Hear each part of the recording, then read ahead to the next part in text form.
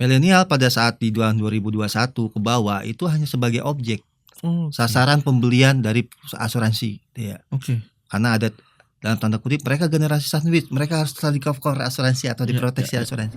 Peluang kok bisa milenial beli kopi sehari 20.000 gitu ya.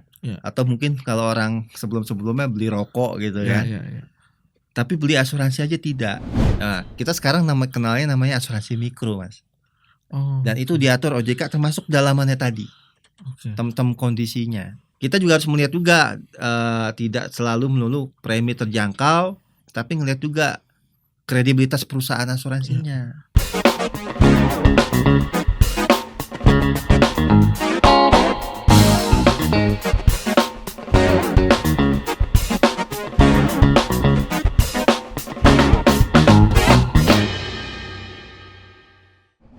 Halo Sobat Bisnis, kita berjumpa lagi di broadcast podcast Bisnis Indonesia. Dan di episode kali ini kita akan berbincang mengenai salah satu ibaratnya proteksi yang mungkin Sobat Bisnis juga sudah mengetahui atau mungkin juga sudah memiliki proteksi ini. Atau mungkin juga Sobat Bisnis ada yang bisa dibilang kurang aware ya dengan yang namanya asuransi. Nah, kita akan ngobrol-ngobrol seputar asuransi karena mungkin selain di pertengahan tahun 2023 ini pemberitaan menyebutkan kalau millennials mulai banyak yang aware dan sadar akan pentingnya asuransi. Juga ternyata di tanggal 18 Oktober ini kalau Sobat Bisnis tahu, ini adalah hari asuransi sedunia atau se-Indonesia. Nanti kita tanyakan langsung ke Mas Wahyudin Rahman. Beliau adalah Ketua Kupasi atau Komunitas Penulis Asuransi Indonesia sekaligus juga pengamat asuransi. Halo Mas Wahyudin. Halo Mas Ganang. Mas, tadi tanggal 18 Oktober itu hari asuransi sedunia berarti Mas ya? Hari ya, jadi gini. Ceritanya memang sebelumnya diadaptasi dari internasional. Oke. Cuman kita membuat cara resminya itu ya udah kita pakai nasional aja lah. Sekaligus walaupun memang secara internasionalnya nggak terlalu banyak ke beberapa negara semua, jadi kita anggap nasional. Sejak tahun 2008. Berarti sejak 2008 tanggal 18 Oktober adalah hari asuransi nasional. Oke, nah kalau kita bicara soal asuransi nih Mas nih. Kita sudah memasuki 2023, 3 tahun setelah pandemi COVID-19. Seperti apa Mas iklim di industri asuransi di 2023 ini? Kita masuk ke kuartal ketiga lah ya Mas, kuartal ketiga 2023. Seperti apa Mas? Boleh diceritakan Mas? Ya, baik Mas Kanan dan Sobat Bisnis. Terkait dengan iklim industri asuransi ya di Indonesia. Memang saat ini atau sampai di kuartal 3 ini situasi perindustrian itu kondusif stabil. Kondusif stabil. Kenapa kondusif stabil? Baik terjadinya kontribusi cukup tumbuh dan klaim juga linear tumbuh. Gitu ya. Jadi mengikuti. Cuman memang pertumbuhannya ini tidak terlalu signifikan Mas Gana. Mulai dari 1,5 sampai 5% saja gitu ya. Apa yang membuat kurang signifikan Mas? Ya, yang membuat signifikan itu karena ada kontraksi di lini asuransi jiwa. Gitu ya, baik di terutama di produk yang terkait dengan IED.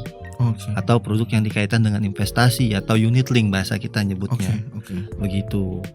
Nah, di 2023 ini kita harapkan sih bisa tumbuh lebih dari 7% ya.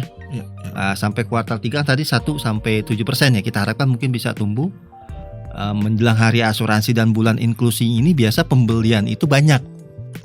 Itu karena seluruh perusahaan asuransi di Indonesia itu meningkatkan target realisasi pembelian polisnya. Dan mungkin ada promo-promo juga kali ya Mas. Betul sekali, dan diskon tentunya. Oke. Artinya bisa dikatakan di 2023 ini jadi waktu yang baik ya, momen yang baik untuk industri asuransi ibaratnya pulih setelah pasca pandemi kemarin. Gimana kabarnya dengan tahun-tahun sebelumnya nih Mas jika dibandingkan dengan 2023 ini? Ya, baik. Jadi memang di tahun 2023 ini kita mengetahui bahwa ini adalah fase-fase momentum kebangkitan asuransi di Indonesia. Setelah didahulukan oleh kasus-kasus gagal bayar ya. Default di asuransi jiwa nasional. Kemudian kita mengalami pandemi ya, tidak hanya di Indonesia pasti tentunya ya.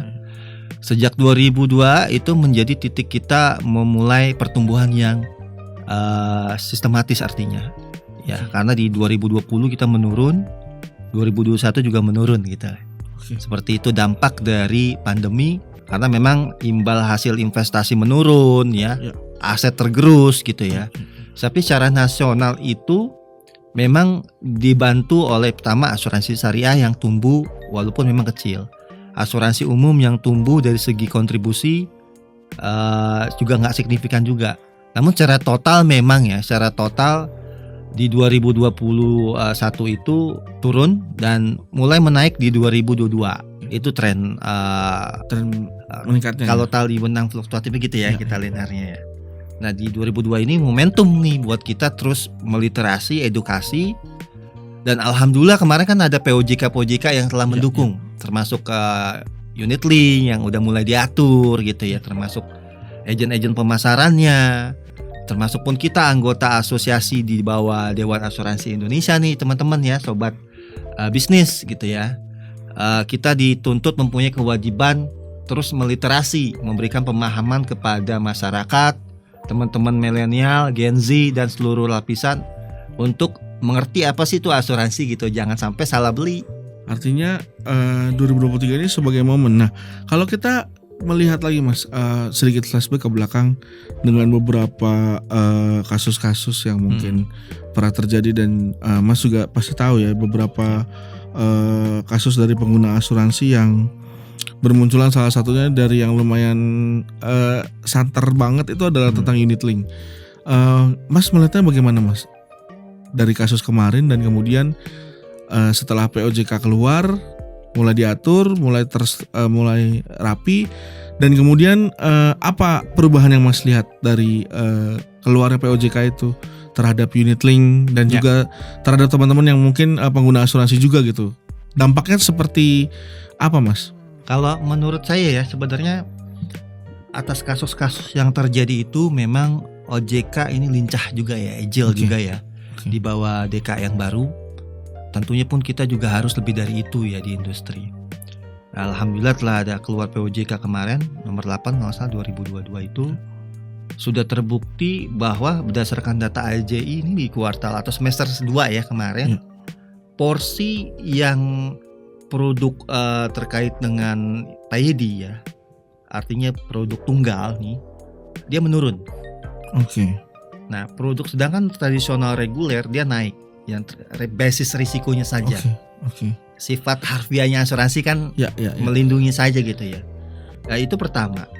Dan ini sebenarnya harapan kita gitu ya, untuk mengembalikan harfiahnya asuransi hanya mengcover proteksi saja. Nah, yang kedua, gencarnya di pasar modal dan pasar uang. Sekarang akses mudah untuk kita berinvestasi, mulai limit dari 100 sampai ke atas ya, atau ada yang 50.000 gitu ya.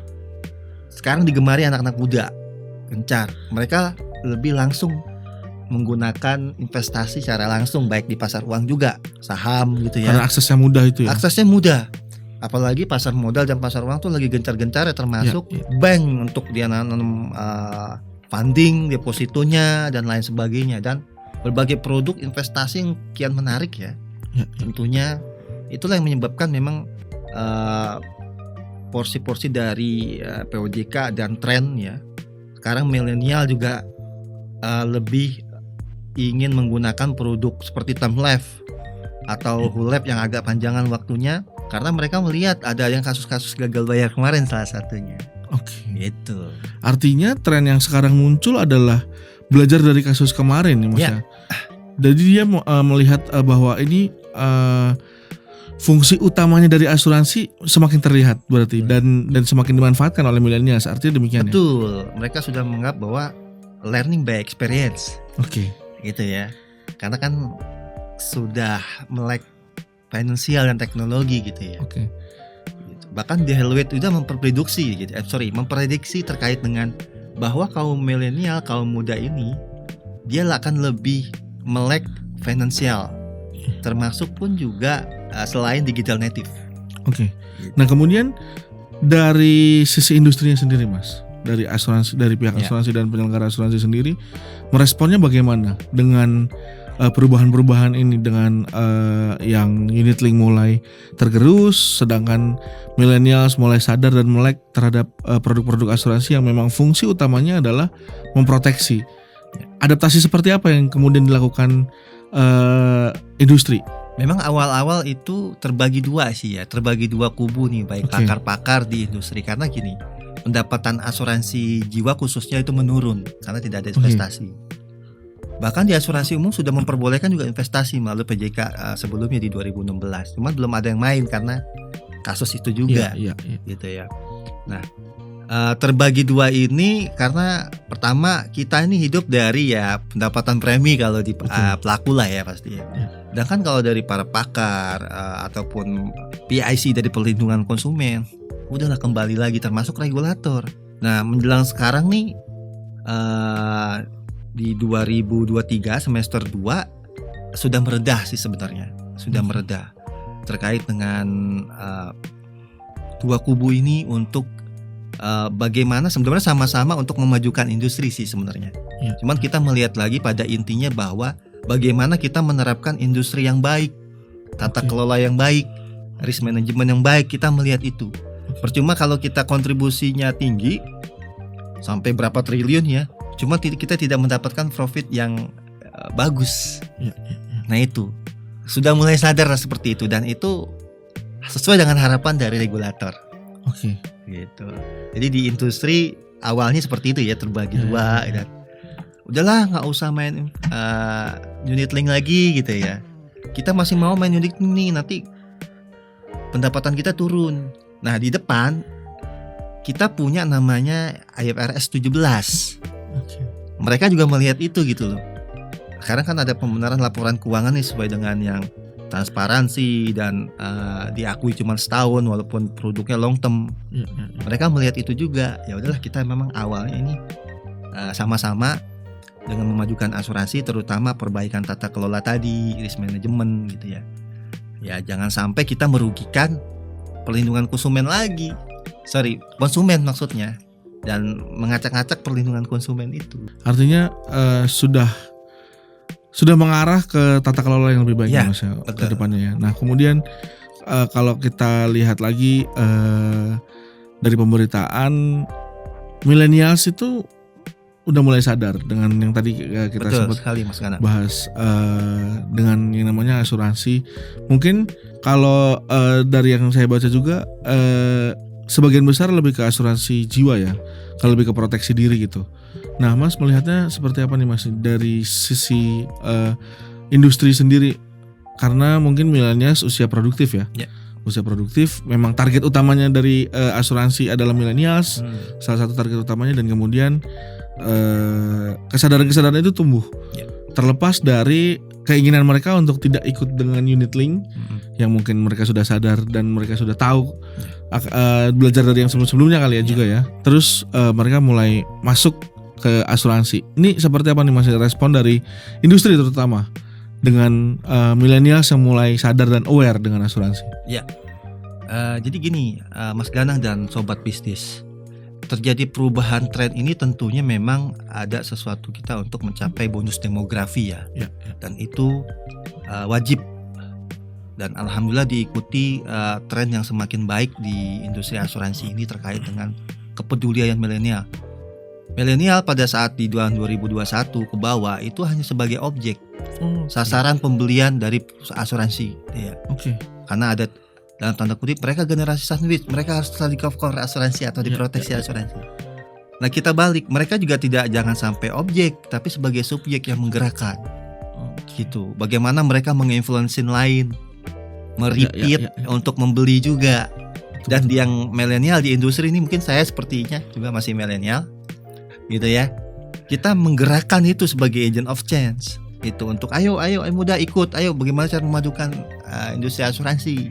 Nah kalau secara by detail ya, atau masing-masing perusahaan asuransi jiwa itu portofolionya ya, demografinya itu pembelinya hampir 80% sudah milenial. Dan bahkan di salah satu perusahaan asuransi jiwa itu sudah 90%. Ya tadi karena mungkin karena suatunya generasi sandwich, mereka harus membiayai anak, orang tua.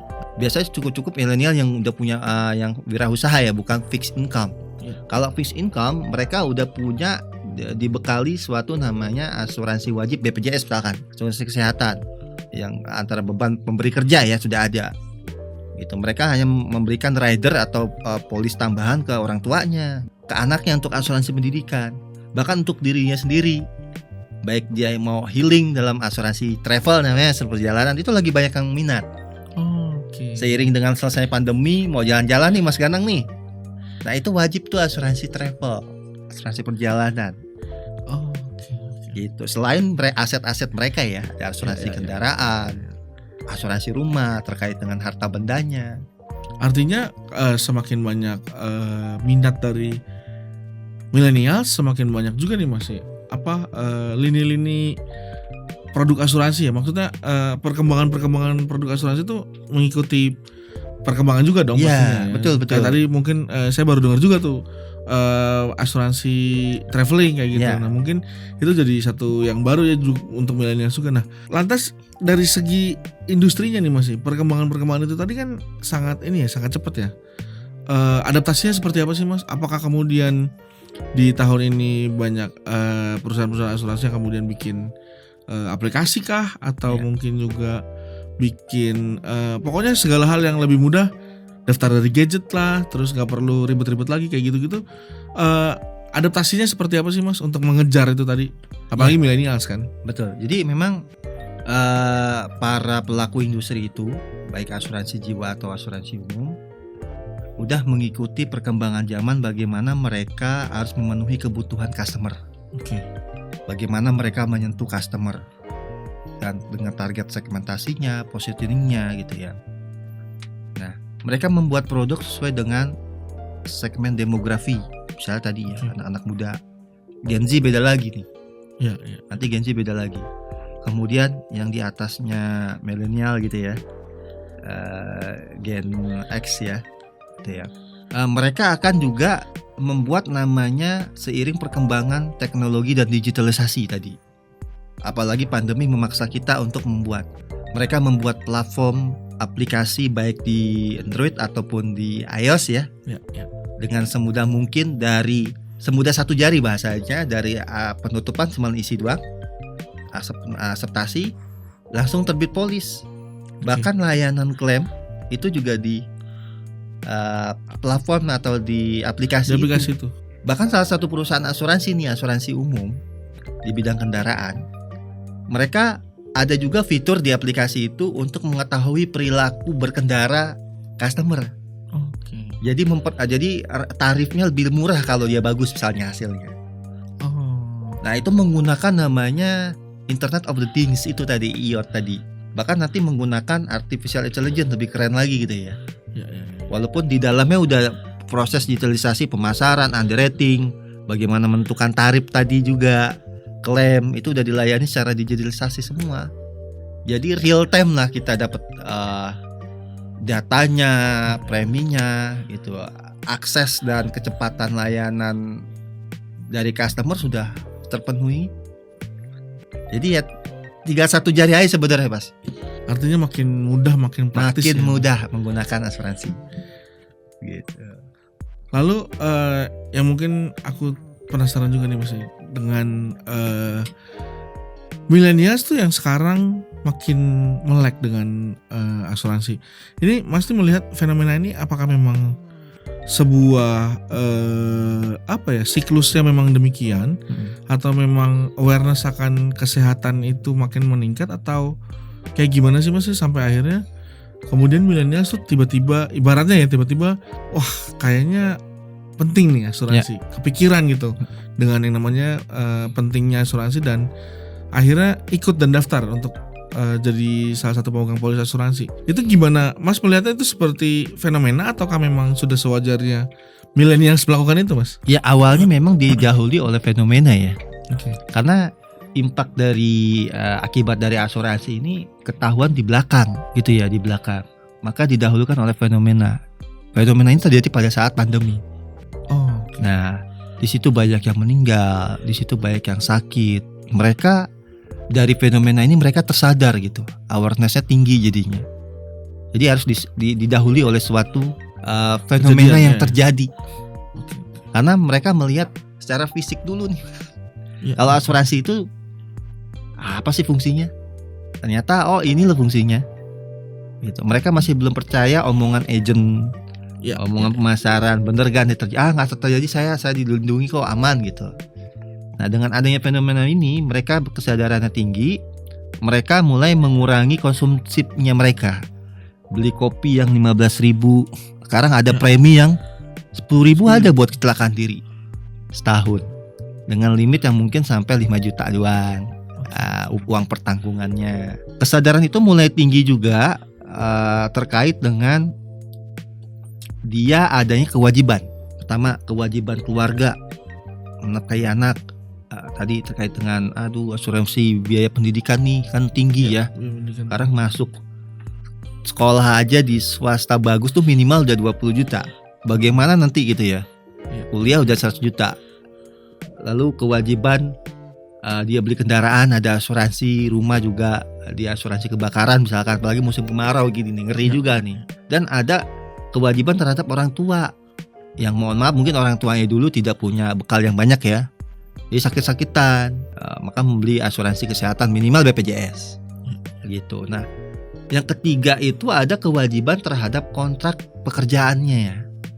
Dia jadi wajiban kalau kontrak kerja fixed income, perusahaan akan memberikan atau pemberi kerja memberikan suatu fasilitas kesehatan minimal BPJS juga. Nah, kalaupun mau nambah ya rider misalnya penyakit kritis gitu ya. Dan juga kalau kita mau jalan-jalan sekarang tuh kalau umroh itu udah ada asuransi travelnya juga, perjalanan umroh yang dimana mengcover kecelakaan diri, kehilangan bagasi sampai delay. Itu telat gitu ya. Itu di cover asuransinya semua. Nah itulah ada 3 tadi Mas. Jadi memang karena fenomena pandemi, kedua kewajiban terhadap keluarga dan kewajiban terhadap kontrak kerja. Jadi itulah yang membuat milenial sekarang nih sadar pentingnya asuransi. Salah satu yang bikin sadar milenial juga bisa dibilang dari preminya ya Mas ya. Harga premi yang tadi Mas sempat bilang cukup terjangkau, bahkan lebih murah dari harga segelas kopi gitu. Iya, nah, betul. Aku agak penasaran nih Mas, dari situ bagaimana industri dari perusahaan-perusahaan asuransi ini akhirnya berlomba-lomba untuk menggait masyarakat untuk ikutan dari mulai harganya, dari harga tadi yang kompetitif itu ya. Artinya ketika ada satu perusahaan asuransi yang menawarkan harga premi yang harganya segelas kopi 15 ribuan itu, artinya kan semuanya juga otomatis akan ikutan dong, akan bertanding. Nah seperti apa pertandingan harganya tuh Mas? Lomba-lombanya seperti apa? Dan kemudian apakah jaminan dengan harga murah itu bisa mengikuti, ibaratnya mengikuti nominal premi yang nanti akan didapatkan gitu? Karena kan kalau kita pikir logis 10.000 mau dapat berapa juta nih pertanggungannya nih, kayak gitu. Mas melihatnya kayak gimana Mas? Ya jadi memang dengan semakin terjangkaunya premi atau kontribusi asuransi yang dihadirkan oleh penyelenggara atau perusahaan asuransi, itu menarik suatu pembeli ya, atau keinginan customer, dasarnya seperti itu. Nah perusahaan lain juga pun melihat ini adalah peluang kok bisa milenial beli kopi sehari 20.000 gitu ya. Atau mungkin kalau orang sebelum-sebelumnya beli rokok gitu ya. Tapi beli asuransi aja tidak. Nah salah satunya ada penurunan harga tersebut.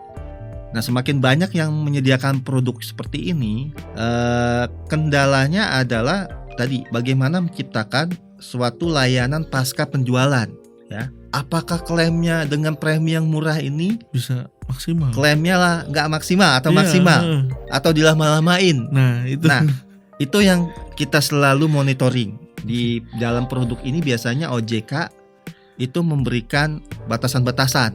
Pokoknya produk ini harus cepat, mudah, ringan, sederhana, dan preminya terjangkau tadi dengan menggunakan namanya aplikasi. Jadi mereka bisa klaim di aplikasi tersebut. Nah, kita sekarang kenalnya namanya asuransi mikro Mas. Dan itu diatur OJK termasuk dalamannya tadi, tem-tem kondisinya. kita juga harus melihat juga tidak selalu melulu premi terjangkau, tapi ngelihat juga kredibilitas perusahaan asuransinya. Nah ini mungkin nanti bisa jadi pertanyaan selanjutnya nih, bagaimana cara membelinya gitu ya. Jadi kita harus melihat juga nih kredibilitas perusahaannya, produk tersebut melalui referral yang ada. Sekarang kan jejaknya digital banyak ya. Itu sih. Okay. Artinya balik lagi nih Mas ya, bagaimana kita melihat si perusahaannya dulu gitu. Ya. Walaupun itu harganya murah, tapi kita lihat rekam jejaknya juga gitu. Pasti itu harus.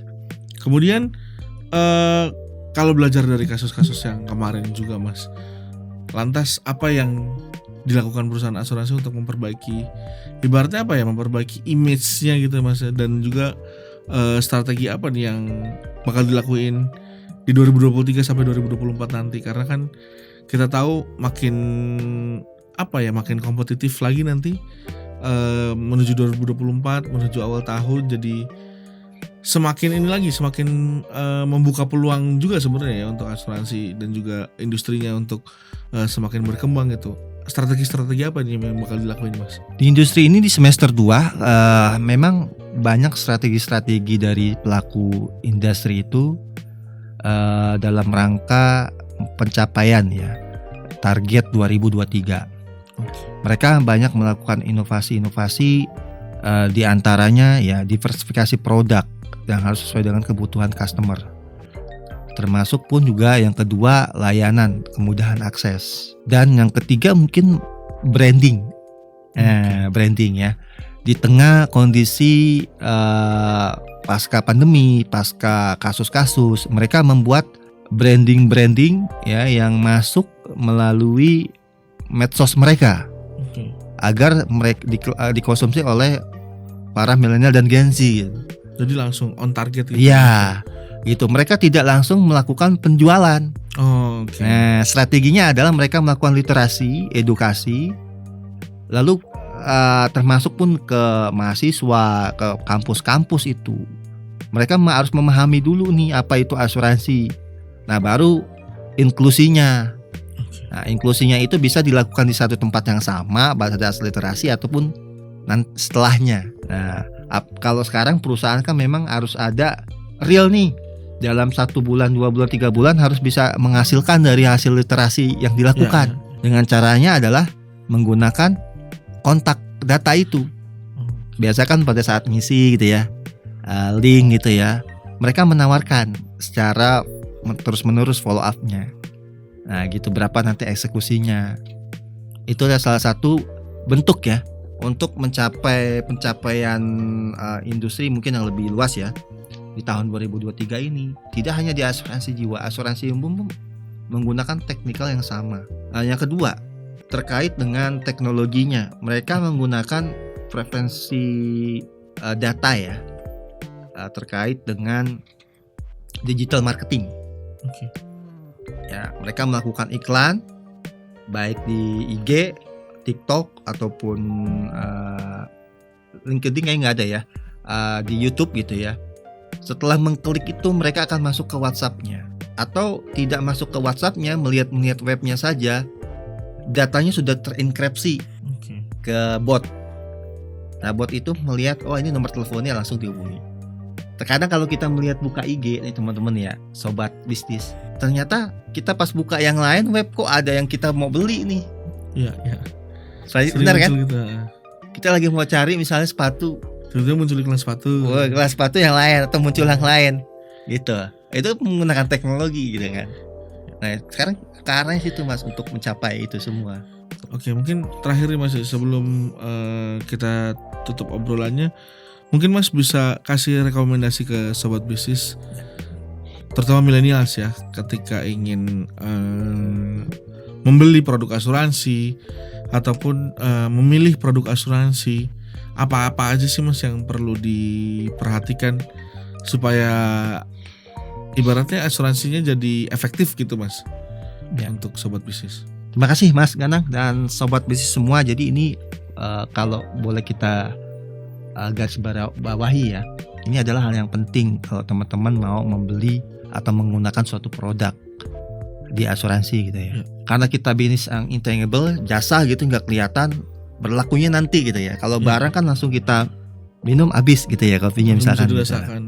Gitu. Apalagi ini gelasnya bagus, broadcast gitu kan. Ini ada suatu produk yang terlihat barang. Ya.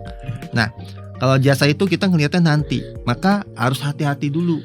Jadi pertama itu kita beli produk ini sesuai kebutuhan kita atau enggak. Ya, walaupun yang produk asuransi yang diselenggarakan oleh perusahaan asuransi itu banyak macamnya. Kita bisa milih, tapi kita bisa curhat juga, konsultasi juga yang tepat seperti apa kepada pemasarannya, agennya gitu ya. Lalu kita cermati dan pastikan perusahaan asuransi itu terdaftar di OJK, terdaftar di asosiasi atau tidak, gitu. Dan referensi-referensi di media sosial banyak, karena sebagai jejak digital gitu ya. Bahkan sekarang kalau mau kerja mesti lihat medsosnya. Betul.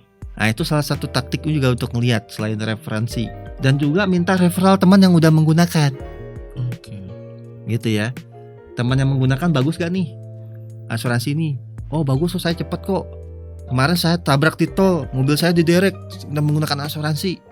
Saya sakit, masuk rumah sakit ini aman, di cover asuransi kesehatannya gitu kan. Gitu.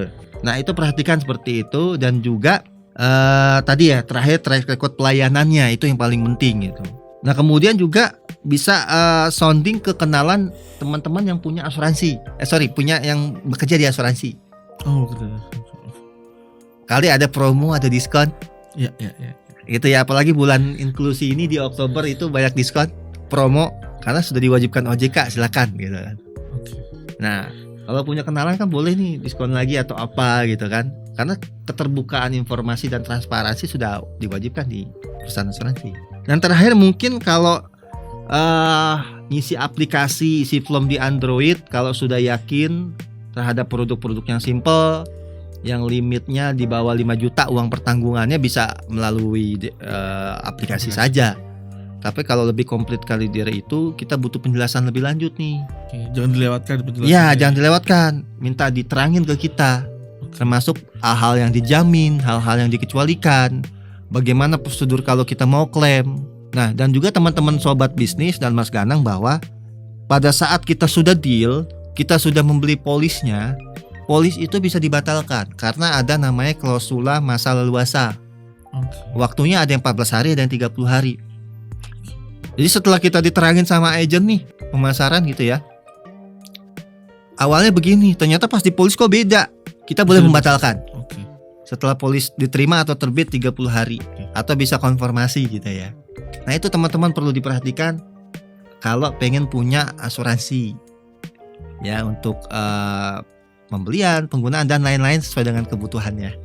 Tapi itu berlaku secara umum kan ya, mau asuransi jiwa atau asuransi harta atau kendaraan itu juga. Iya, sama, itu berlaku umum semua, baik asuransi jiwa, asuransi umum, dalamnya ada harta benda, ya, kendaraan. Oke, terima kasih banyak Mas. Siap. Untuk informasinya, semoga bermanfaat untuk sobat bisnis dan juga mungkin sobat bisnis yang mau membeli polis atau mau mencoba untuk punya asuransi. Semoga bisa bermanfaat dan memperhatikan hal-hal tadi yang udah dijelasin sama Mas Wahyudin. Dan semoga obrolan tadi juga bisa mencerahkan sobat bisnis juga. Bisa mungkin sobat bisnis yang tadi gak punya asuransi jadi kepikiran untuk punya asuransi untuk keluarganya, untuk anaknya, untuk orang tuanya, atau mungkin untuk diri sendiri, atau untuk harta juga bisa ya diasuransiin. Dan semoga obrolan tadi bermanfaat untuk sobat bisnis. Amin, insyaallah. Bisa mencerahkan dan juga bisa jadi insight baru ya untuk melihat bagaimana industri asuransi terkini dan di 2023 ini, dan seberapa manfaatnya asuransi untuk sobat bisnis terutama ya. Terima kasih Mas Wahyudin sekali lagi untuk ngobrol-ngobrolnya. Sama-sama Mas Ganang, semoga bermanfaat ya buat teman-teman sobat bisnis semua. Terima kasih sekali lagi Mas, dan sampai jumpa di episode berikutnya.